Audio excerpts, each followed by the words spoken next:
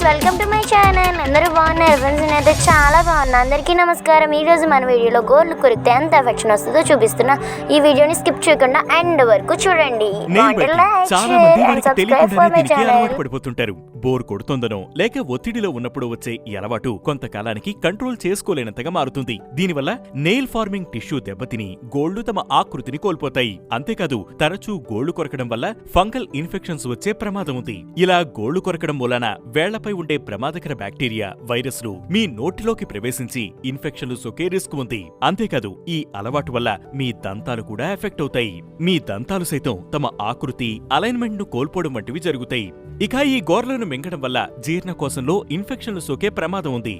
అందుకోసం ఆందోళన, రెస్ట్ లేకపోవడం, అనవసరమైన ఆలోచనలు చేసేటప్పుడు కొందరికి ఈ గోళ్లు కొరికే అలవాటు వస్తుంది. మరికొందరికి తమ గోర్లు రఫ్ గా లేదా డ్రైగా ఉండడం వల్ల టీవీ చూడటం లేదా పుస్తకం చదువుతున్నప్పుడు ఈ గోర్లు కొరికే అలవాటు మొదలవుతుంది. ఈ అలవాటును రివర్స్ చేసుకోవచ్చని మానసిక ఆరోగ్య నిపుణులు సూచిస్తున్నారు.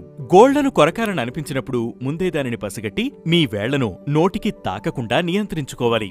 ఒకవేళ కంట్రోల్ చేసుకోలేకపోతే గోర్లు కొరకాలని అనిపించినప్పుడు మీ పిడికిలిని బిగించడం, గ్లౌస్ ధరించడం లేదా మీ వేళ్లకు పనిచెప్పే ఏదైనా టాస్క్ చేయాలని చెబుతున్నారు. ఇలాంటి చిన్న చిన్న టెక్నిక్స్ ద్వారా ఈ అలవాటును మార్చుకోవచ్చని సూచిస్తున్నారు.